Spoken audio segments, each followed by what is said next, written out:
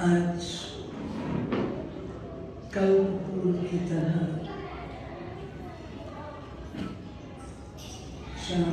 मार्कंडेय में आना हुआ। इसकी बहुत सुंदर स्टोरी और वो मुझे बहुत टच करते हैं कि जब काल आता है तो बालक शिवलिंग को चिपट जाता है और काल उसको अलग नहीं कर पाता और काल को वापस लौटना पड़ता है। बाबा ने हम बच्चों को काल पर भी विजयी बनाया है। ये कहानी हमारी है। अगर बाबा साथी है तो काल भी हमारा कुछ नहीं कर सकता। काल शिव बाबा पर तो अटैक नहीं कर सकता।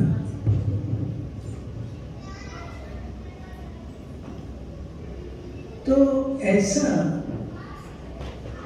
जीवन किसका है? एक मार्कंडेय जी का या हम सबका? ये हम सबका पुरुषार्थ, क्योंकि बाबा ने हमें काल पर विजय पाने को कहा है। कल की मुड़ी में था। तो काल पर विजय पाना बाबा के सिवाय और कोई कर नहीं सकता। और प्यारे बाबा हम बच्चों के सहयोग से, कुछ दिन पहले की मुरली में क्या था कि मुझे मदद चाहिए, मुझे तुम्हारी मदद चाहिए।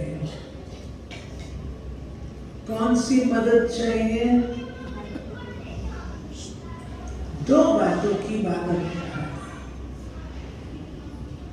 एक पवित्रता और दूसरा दिव्यता। दिव्यता, दिव्यता माना दैवी गुण, मैनर्स, इसकी मदद चाहिए। अब अगर हम सारा ज्ञान बाबा ने जो हम बच्चों को दिया उसको हम एनालाइज करें तो हम ये पाते हैं कि सबसे पहली चीज जो समाज के नवीनीकरण के लिए जरूरी है, आज का समाज, देश, उसमें क्या दिखाई दे रहा है? क्या दिखाई दे रहा है? देह अभिमान, देह अभिमान, मिट्टी कॉन्शियसनेस, ये देह की कॉन्शियसनेस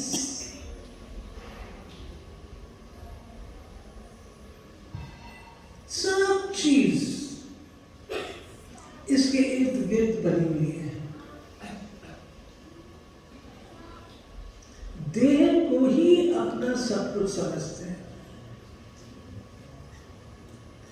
आत्मा की विस्मृति है। मीठे बाबा ने सबसे पहला परिवर्तन, नवीकरण जो हमें सुझाया वो ये है कि मीठे बच्चे अपनी सोच को बदलो। तुम ये दे नहीं हो, आत्मा। और आत्मा समझकर जब आप अपने शरीर को चलाएंगे तो आप स्वराज अधिकारी बनेंगे। ये शरीर की कर्म इंद्रियां आपका कहना मानेगी और उनसे कोई भी गलत कार्य नहीं होगा। सत्युग में कर्म अकर्म है। क्यों? इसीलिए क्योंकि वहां पर कर्मेंद्रिय जीत है और कर्म इंद्रियों से कोई भी गलत काम नहीं होता। तो कर्म का जो फल मिलना चाहिए, अच्छा या बुरा, उसका सवाल नहीं होता। अकर्म। क्यों? क्योंकि हम देही अभिमानी हैं। बेशक हमको आत्मा का ज्ञान नहीं है, परंतु हम उस स्वरूप में रहते हैं। तब बाबा ने हम बच्चों से कहा कि बच्चे, ये अभ्यास आपको अपनी गाड़ी, बुद्धि रूपी विमान, उसकी मोड को सेट करना पड़ेगा और उसकी सेटिंग में आत्म अभिमान। हमें दादियां बताती थी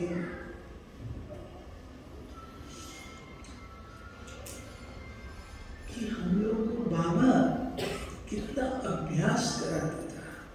तुम आत्मा हो, आत्मा है, आत्मा है, आत्मा है। हम लोगों ने इतना अभ्यास नहीं किया है। आत्म स्थिति का अभ्यास हम लोगों ने नहीं किया है। ये एक परिवर्तन शक्तिशाली रूप से अभ्यास में लाने की जरूरत है।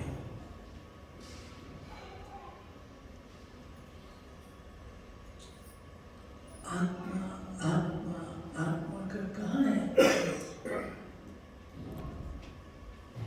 हमको क्या दिखाई देता है? रूप, रंग, भाषा, संस्कृति, सब कुछ दिखती है। कौन ऐसा महारथी बैठा है जिसको कुछ नहीं दिखता है?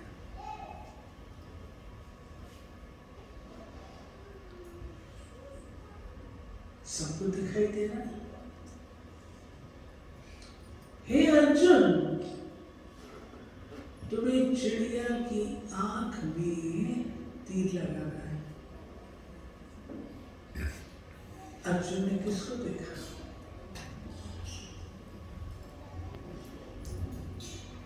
और सबने उत्तर दिए कि हम पेड़ भी देख रहे हैं, चिड़िया भी देख रहे हैं, गुरुजी आपको भी देख रहे हैं, भाईजनों को भी देख रहे हैं।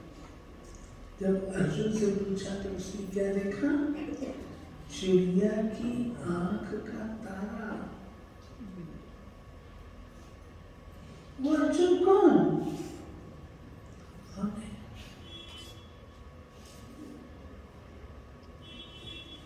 जब हम आत्म स्थिति में रहकर के व्यवहार में आते हैं,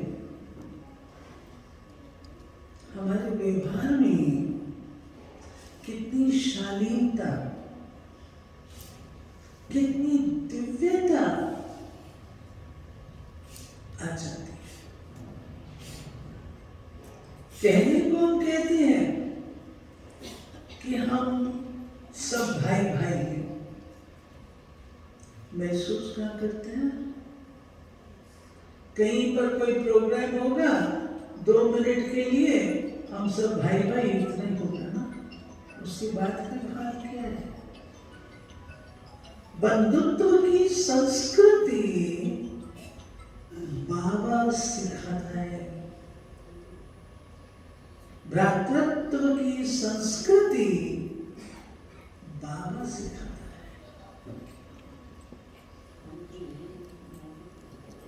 वो भावना हमारी उत्पन्न ही नहीं हो पाती है। क्यों? बहुकाल से देह को देखने की आदत है। नवीकरण लाना है तो पहला नवीकरण ये अपनी सोच को बदल दीजिए आत्मा के निगाह से, और इसका अभ्यास करना होगा। तब विश्व बंधुत्व में एक परमात्मा की संतान तब नजर आएगी।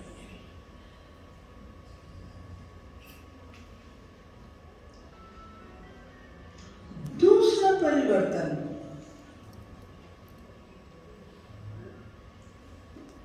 बाबा दैवी दुनिया स्थापन कर रहा है।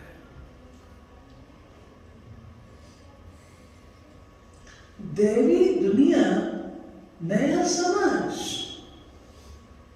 स्वर्णिम युग, उसकी संस्कृति क्या है?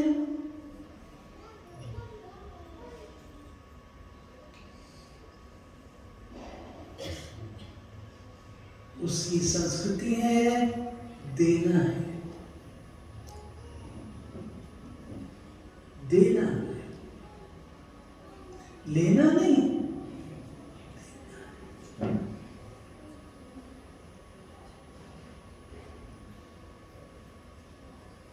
देना है, देना है, देना है। क्या हम ये परिवर्तन अपने अंदर ला सकते हैं?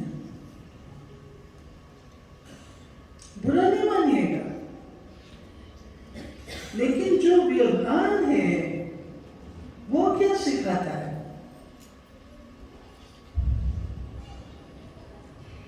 व्यवहार सिखाता है, दिखाता है, इसने मुझसे ऐसा किया, मैं इसने ये किया, एक हाथ से दो, दूसरे से लो।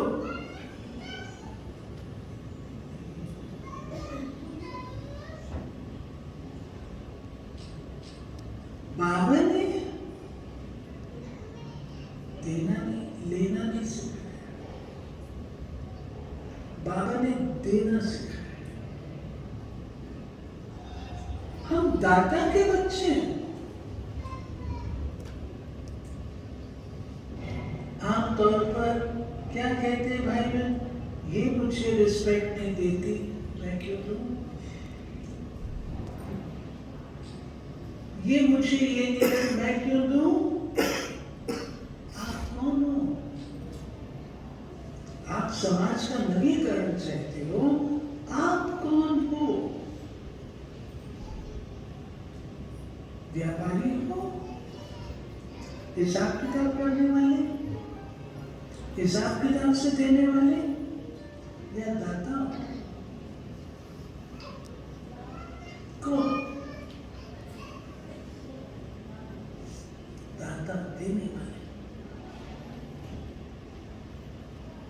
अच्छा, वो रिस्पेक्ट नहीं देता, क्या हो गया? मैं रिस्पेक्ट दूं। 4 बार आपको सुनना पड़ेगा, बड़ा आर्टिफिशियल बिहेवियर कर रहा है, दिखावे का कर रहा है, शो कर रहा है, ये सब सुनना पड़ेगा। लेकिन अगर आपके अंदर दृढ़ता है कि नहीं, मैं दाता हूं, मैंने देना है,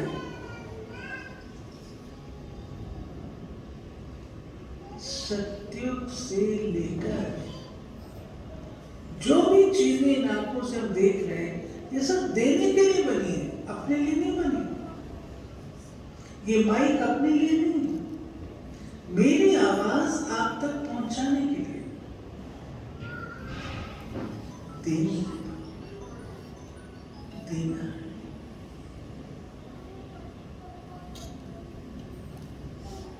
शुभ भावना, शुभ कामना और कुछ नहीं। आज सच्चाई की बात यह है, किसी को किसी से कुछ नहीं चाहिए, सब बहुत भरपूर है, लेकिन प्यार, मोहब्बत, इज्जत ये तो चाहिए ना। इसका नाम तो मानवता है।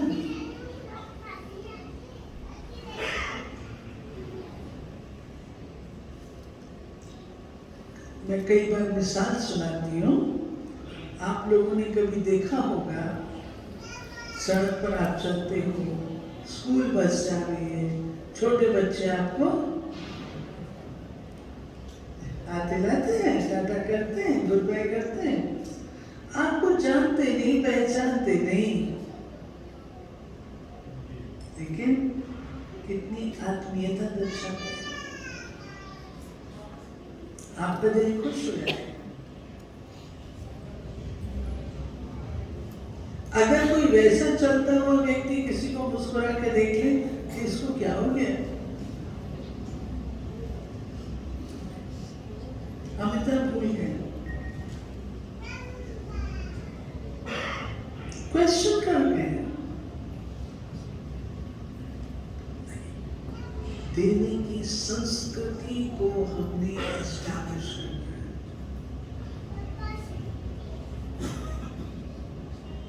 हो सकता है और क्या करना है नवीकरण के लिए? कोई एक आदत,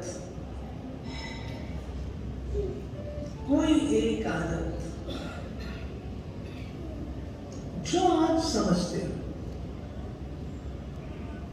आपके अंदर कांटे की तरह है, चुभती रहती है, क्या? मैं आपको बताऊं, कई बार भाई बहन कहते हैं बहन जी बहुत मेहनत करते हैं, प्रयास करते हैं, तो भी नहीं होता। हमारे पास रिट्रीट सेंटर में हरियाणा की प्रिंसिपल्स की ट्रेनिंग का प्रोग्राम चलता था। उसमें एक प्रिंसिपल है, वो जो ट्रेनिंग होती थी तो उसमें हम लोग पहले दिन नियम बताते हैं, भाई स्मोकिंग, ड्रिंकिंग, ड्रग्स, तंबाकू, गुटखा, ये सब कुछ यहाँ नहीं हो सकता। तो कई होते हैं जो स्मोक करते हैं, तो एक प्रिंसिपल स्मोक करते थे, उनको तो अच्छा नहीं लगा, नहीं थी क्लास में, पहला दिन था, बोले आप हमारी पर्सनल लाइफ में क्यों इंटरफियर करते हैं? मेरी मर्जी मैं स्मोक करूं। बिल्कुल आपकी अपनी मर्जी, आप स्मोक करें, लेकिन कैंपस के अंदर आप स्मोक नहीं करेंगे। स्मोक करना है कैंपस से बाहर जाए।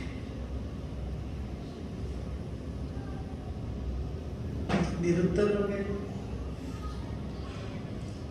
उनको वो चीज मन में उस समय अच्छी नहीं लगी, लेकिन अच्छी बात व्यक्ति को कभी ना कभी मन में लगती है। क्लास के पश्चात वो अपने कमरे में गए, उन्होंने सोचा होगा। दूसरे दिन वो क्लास में नहीं आए। मैंने सोचा शायद ये नाराज हो गए। मैंने औरों से कहा भाई क्या बात है, ठीक है? तो मैंने आप चिंता नहीं करोगे। मैंने सोचा शायद ये लोग उनके स्वभाव को जानते होंगे, तो इससे हम चिंता नहीं, ठीक है। फिर उससे दूसरी क्लास में गया, तो लगा थोड़ा सा क्या बात, जी आप चिंता ना करिए, वो ना स्मोकिंग उन्होंने छोड़ी हुई है। तो मैंने क्लास में कहा था, मैंने कहा जब आप लोग को तलब उठे ना स्मोकिंग की तो मेरे पास आ जाना, मैं आपको एक दवाई दूंगी, तो इलायची, तो इलायची उस समय खा लेना तो ठीक हो गया। उन्होंने संदेश भेजा मेरे पास, जाओ आशा बहन से इलायची ले। सोचा इलायची में पता नहीं कोई चीज होगी, दवा होगी, कुछ होगी, तो ऐसी तो कोई चीज नहीं। इलायची उनको मैंने भेज, मैंने कहा तो कॉमन इलायची, कोई ऐसी विशेष कोई ऐसी इलायची भी नहीं है, कॉमन इलायची है। तीसरा दिन वो ऐसे तड़पे जैसे मछली बिना पानी के, अंदर जो स्मोक करता है ना, उनके सारे ब्लड के अंदर तड़प। मेरे पास खबर आई, बहन जी रहने दीजिए, हम सब उनको मदद कर रहे हैं, रहने दीजिए, आप ख्याल नहीं करिए। लास्ट डे जब अनुभव सुनाना था, वो उस दौर से पार हो चुके, 3 दिन बहुत तड़फन हुई, चौथे दिन वो ठीक हो गए थे। और उन्होंने क्लास में क्या बोला, आंसू बहा बहा कर, दीदी आज मैं एक बदला हुआ इंसान,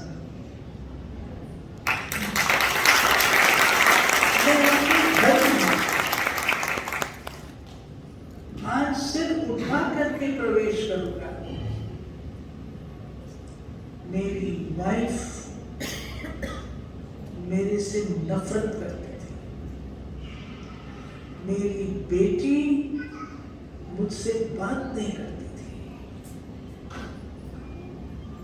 लेकिन आज मैं सिर उठा के चलूंगा। और 40 साल से स्मोक कर रहे थे, 40 साल से उनकी वो आदत खत्म हुई। अगले सीजन में फिर आए, फिर से मिलने के लिए आए, कहा दीदी आपने पहचाना? मैंने कहा नहीं, मैं तो नहीं पहचान पाई, बोले मैं वही 40 साल वाला हूँ।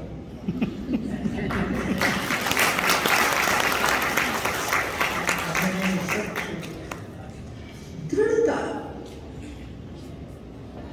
ये आपको इसलिए सुनाया कि आप कई चीजों से अंदर ही अंदर परेशान रहते हैं, कई बातें आपको खलती हैं अपनी, लेकिन आप उससे उभर नहीं पाते हैं। लेकिन जहां जाना है वहां राह, और यदि आप दृढ़ता पूर्वक किसी भी बात को अपनाते हैं, उसमें सफलता न हो नहीं सकता। हमारा स्लोगन है, दृढ़ता सफलता की चाबी है। Will power. कभी आपने सोचा, सारा दिन हम कमाते हैं, एक होड़ लगी हुई है, मैं घर लौटती हूं, कितना मैंने कमाया वो तो मैं गिनती कर लेती हूं। कभी ये मैंने सोचा मैं कितनी दुआएं कमा के जा रही हूं? दुआओं से बढ़कर और कोई कमाई नहीं है। दुआएं वक्त पर मदद करती हैं।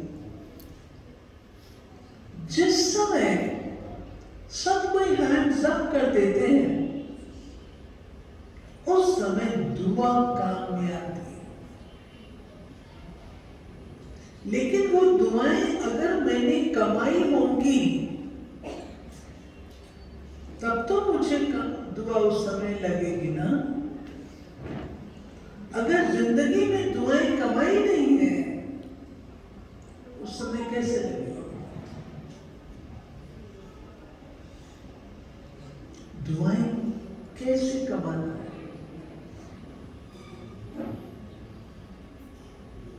क्षमाशील बनो। कौन है जिसने कोई गलती नहीं की हुई है? बता दो जरा, है कोई ऐसा जिसने जिंदगी में कोई भी गलती नहीं की है कोई? सबसे गलती होती है, सबसे गलती होती है। लेकिन अगर हम उस गलती को मन में समा के रखते हैं तो हमारे संबंध खराब होते हैं।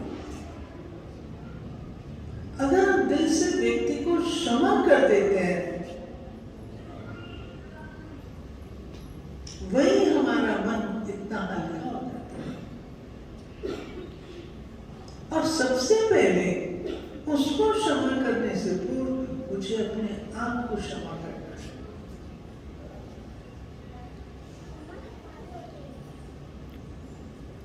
सत्य की दुनिया में सब गुणवान, नई दुनिया में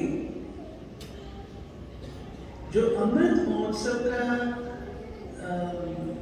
लक्ष्य है स्वर्णिम भारत की ओर, उसमें हर एक गुणवान अवगुण वाला नहीं होगा। तो मैं अपनी झोली में क्या भर रही हूं?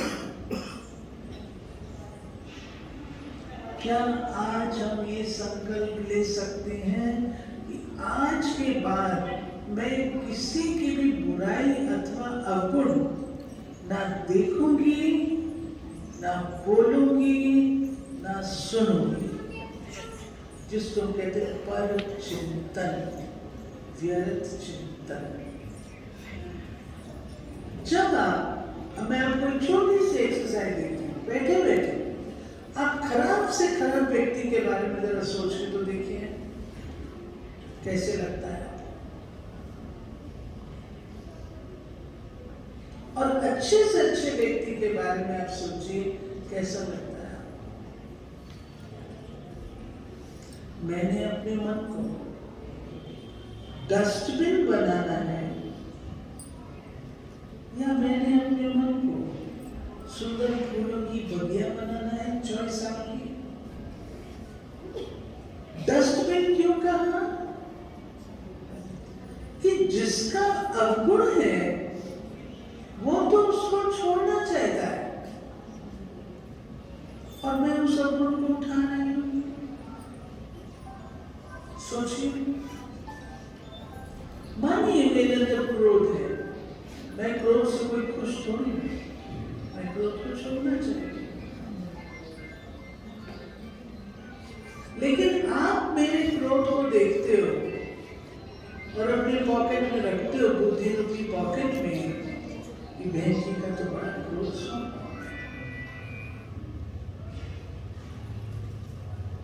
आपने अपने अंदर क्या भरा? कचरा भरा, तो डस्टबिन हो गए ना। मैं सबके अवगुण देख करके चित्त पे रखूं, ये ऐसी है, ये ऐसी है, ये ऐसी, तो मैं तो बहुत बड़ा डस्टबिन हो गई, गार्बेज बॉक्स। लेकिन अगर मैं गुण देखूं, हर एक का गुण देखूं, मैं ये नहीं कहती अवगुण नहीं होते, होते हैं, उनके अवगुण उनके साथ। मेरे काम की चीजें मैं तो वो लूं ना, मेरे काम की चीज गुण है। गुण चोर बनना, गुण ग्राहक बनना,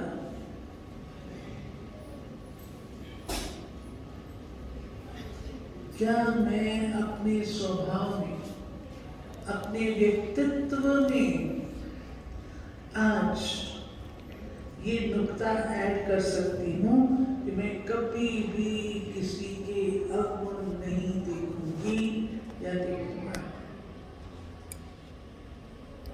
जो ताकत रखते हैं और आज से ये संकल्प लेते हैं, मन ही मन, मैं हाथ नहीं उठवाती, मन ही मन प्रभु को अर्पित कर दीजिए।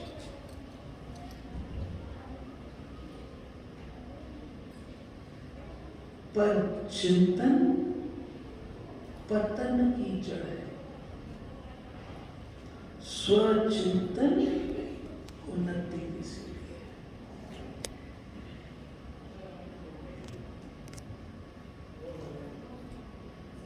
मैं अपने घर में क्या भरना चाहती हूँ?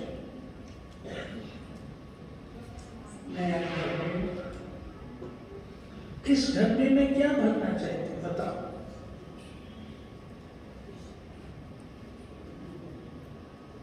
एक पिताजी थे, उनके 2-3 बेटे थे। उन्होंने सोचा मैं अपना आगे का कारोबार किसको दूं?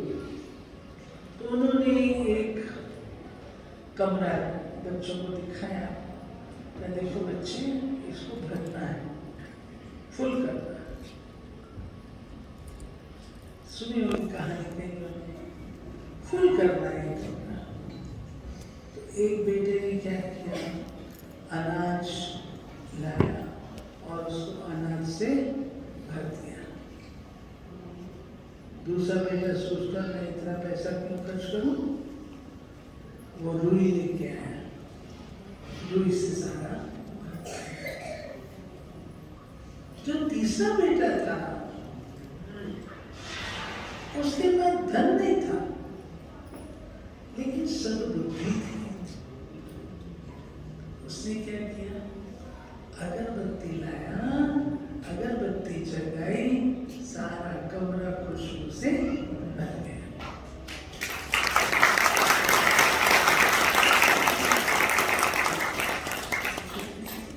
समझदारी की चीज है।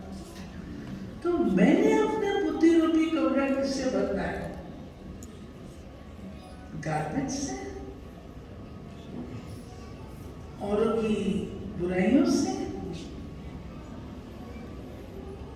मैंने अपना कमरा खुशबू से। कई बार मैं भाई बहनों को कहा करती हूँ कि हम लोग क्या करते हैं, परफ्यूम लगाते हैं। परफ्यूम होती है ना, सेंट, वो लगाते हैं कपड़ों में ताकि हमसे स्मेल ना आए, बदबू ना आए। लेकिन असली मुझे सेंट कौन सा लगाना है? असली सेंट कहाँ है? असली सेंट तो आपके अंदर है, दिव्यता का।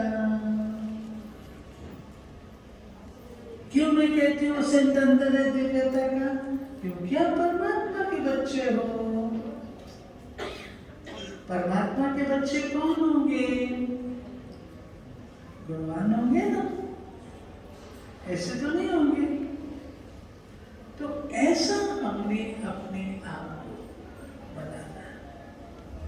तो आज जब आप घर जाएं, रात को सोने से पहले आपने चेक करना है कि मैंने नवीकरण के लिए क्या करना है, समाज के नवीकरण के लिए मैंने क्या करना है। ठीक है, ये आपको चेक करेंगे। जो करेंगे वो हाथ तो खड़े करो, कुछ भी करो लेकिन करो। देख लो मेजॉरिटी के हाथ तो नीचे करने को तो कहा ही नहीं। दोनों हाथों पर, बहुत अच्छा। दूसरी बात, देखो सबको गिफ्ट देना लेना अच्छा लगता है ना। गिफ्ट चाहे रुमाल हो, लेकिन गिफ्ट होती है तो अच्छा लगता है, सबको अच्छा लगता है। हमें कोई गिफ्ट नहीं, ऐसे आप गिफ्ट दे सकते हो एक दूसरे को, खर्चा नहीं आएगा, खर्चे वाली बात नहीं सुनोगे, सहज बात सुनोगे, देंगे वो आप दे सकते हो, सब लोग दे सकते हो, ऐसा कोई नहीं बैठा है जो नहीं दे सकता है। ये भी मैं ज्यादातर सुनाया करती हूँ, फिर भी रिपीट करती हूँ। एक टीचर थे, उन्होंने अपने 2 स्टूडेंट्स को गुलाब के फूलों की टोकरियां दी, दोनों बच्चों को। कहा जाओ और जो तुमको मुस्कुराता हुआ मिले उसको एक गुलाब दे देना। ठीक है, बच्चे निकले। एक बच्चा शाम को वापस लौटा तो उसकी बास्केट फुल, एक भी गुलाब नहीं गया। टीचर ने पूछा भी क्या बात है, तुमको कोई नहीं मिला? उनका सर शाहबाद मार्कंडे में कोई मुस्कुराता नहीं।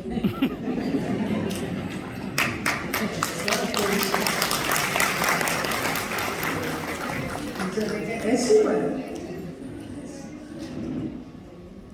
दूसरा बच्चा है, उससे कहा उसकी सारी बास्केट खाली तो ये बताओ तुमने कहाँ, कौन सी नदी है यहाँ? मार्कंडे नदी में, मार्कंडे नदी के कौन से घाट पर तुमने सारे फूल गिराए? सर आपने फूल गिराने को नहीं बोला था, आपने कहा था जो मुस्कुराए उसको देना, उसको एक भी नहीं मिला और तुमको सारे मिल गए। कहते सर कोई मुस्कुराता नहीं था, लेकिन आपने कहा था जो मुस्कुराए फूल देना। जब मैंने देखा कोई नहीं मुस्कुरा रहा तो मैंने एक काम किया, मैं हर एक के पास जाता था, पहले मैं मुस्कुराता था तो वो मुस्कुरा करते थे।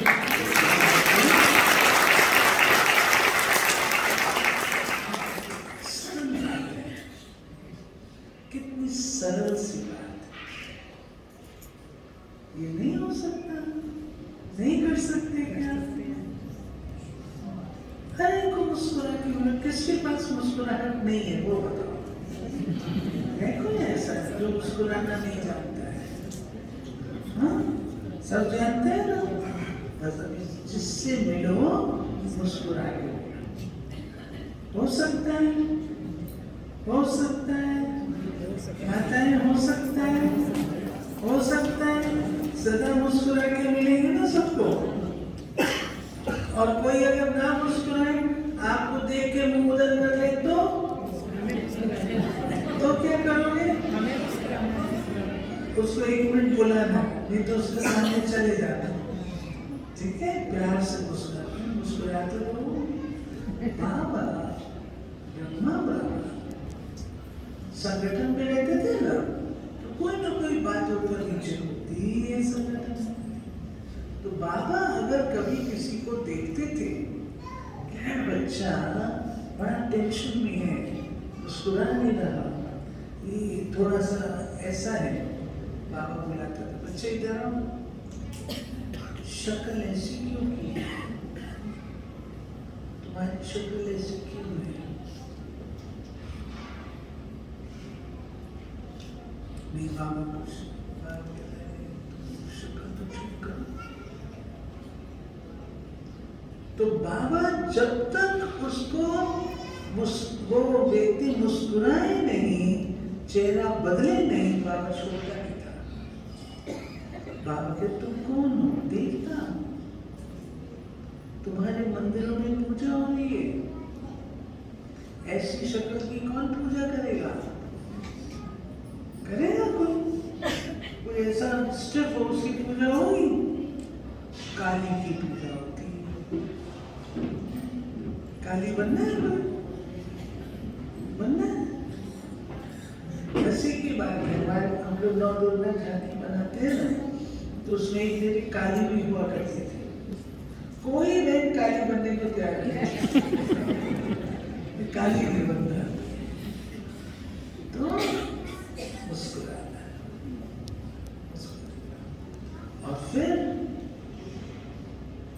मम्मा कहती थी चलो किसी ने कुछ कर दिया, कुछ हो गया, किसी ने कुछ बोल दिया तो उदास हो जाना।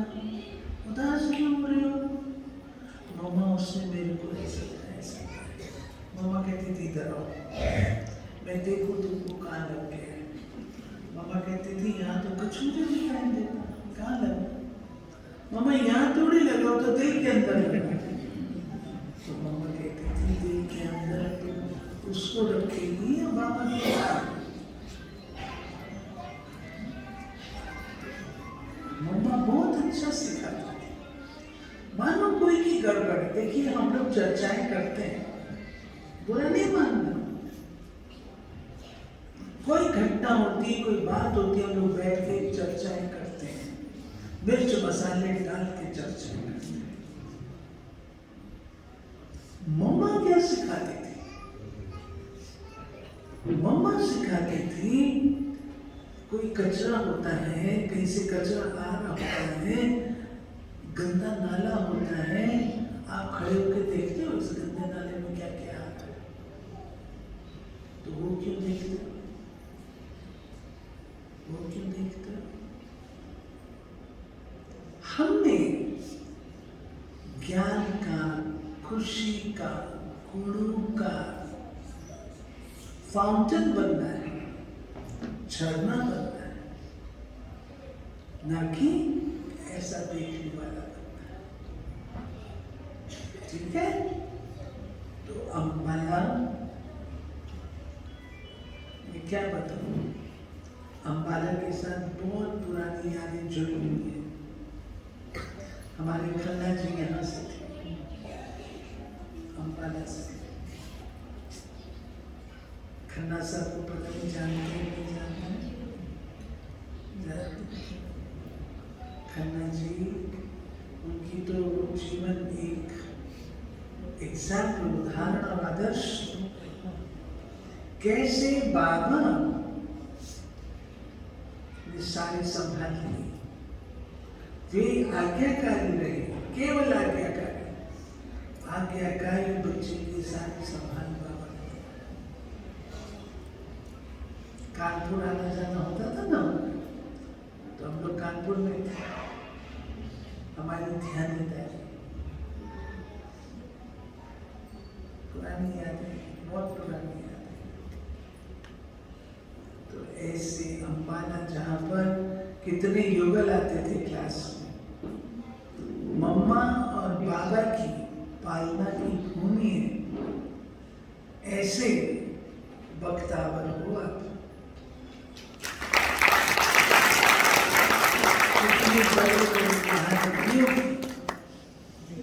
आपको पालना मिली, अब उस पालना का रिटर्न भी देना है ना। इतनी सुंदर यादगार स्थान पर है आप, यादगार आपका है। जिसका साथी है भगवान, उसको क्या रोकेगा? आंधी और तूफान। आपका यादगार। तो आज आना हुआ, कल पूर्व की तरह और वापस भी लौटना है। शाम को भी प्रोग्राम है, साथ ही साथ आज अगर मैं आपको बताऊं तो कितने इंपॉर्टेंट लोग वहां बैठे हैं। चार्टर्ड अकाउंटेंट्स ऑफ इंडिया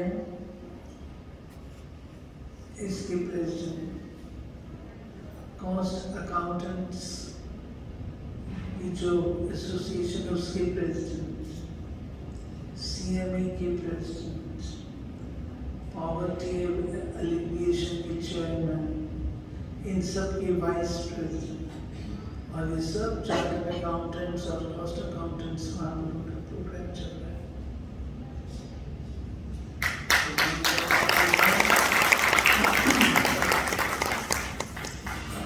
मैंने एक दिन पहले शिफ्ट किया, कल किया, और आज 30 डॉक्टर्स आने वाले मेरे पीछे हैं। आगरा से भी ग्रुप आके बैठा हुआ है, तो मुझे विश्वास है आप मुझे जल्दी छोड़ेंगे ताकि मैं जस्टिस कर सकूं जो भी दूर से आए थोड़ा। परंतु मैं कोशिश करते मैं अपना वायदा निभाऊं, और मैंने वायदा निभाया, इस बात की मुझे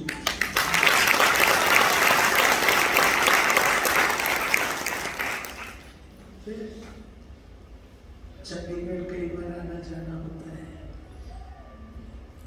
अम्बाला से हमारी बहन ने फोन किया था, मैंने कहा मैं फिर आऊंगी, आज के दिन आना मुश्किल है क्योंकि वापस लौटना है। शाम को एक सेंटर का उद्घाटन है, उसमें जाना है।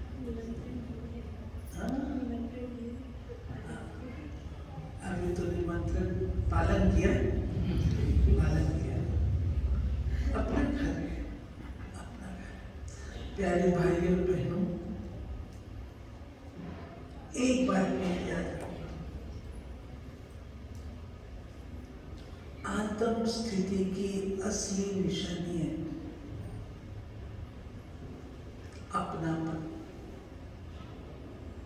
बेहद। यदि आपको अपनापन महसूस होता है बाबा के हर स्थान से, हर आत्मा से, तो आप पास। ये लिटमस टेस्ट, मुझे हर कोई अपना नजर आए, जैसे बाबा को हर बच्चा अपना नजर आता है, ऐसे हमें भी हर कोई अपना नजर आए। ओके, ओम शांति। मैं ये अवसर देती हूँ आप सबको निमंत्रण देने का। जो ओआईसी में नहीं आए वो हाथ खड़े करो। नहीं आए, बाकी सब आए हो क्या? ओम शांति रिट्रीट सेंटर में जो आए हैं वो हाथ खड़े करो। 50-50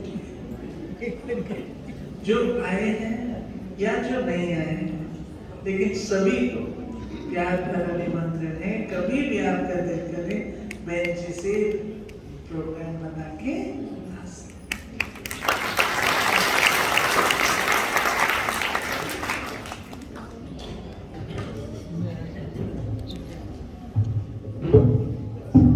दीदी जी का बहुत बहुत धन्यवाद है।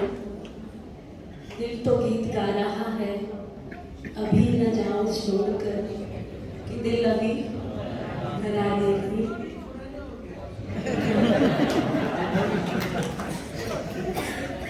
और आगे वाली प्रीति बहन कह रही हैं कि कभी अलविदा नहीं कहना। अलविदा तो दीदी कह ही नहीं रहे हैं। और दीदी जी का वो शब्द मेरे कानों में अभी तक भी गूंज रहा है कि हमें विश्व को भी देखना है। दीदी जी ने जैसे बताया कि ओम शांति रिट्रीट सेंटर गुड़गांव मानेसर में जो है, वहाँ जैसे दीदी जी बता रहे थे,